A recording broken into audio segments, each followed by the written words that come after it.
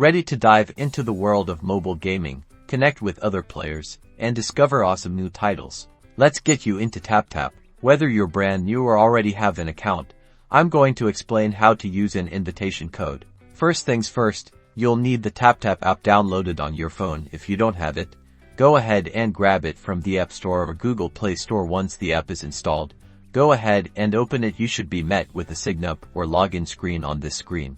Look for the Join Now or Sign Up button. Now, if you are new to TapTap, you might see a specific section to enter an invitation code. This is how you get into TapTap. Tap on the field where it says invitation code. In the invitation code field, carefully type in the invitation code that your friend gave you. Double check the code to make sure you've entered it correctly. Entering the correct code is essential for joining.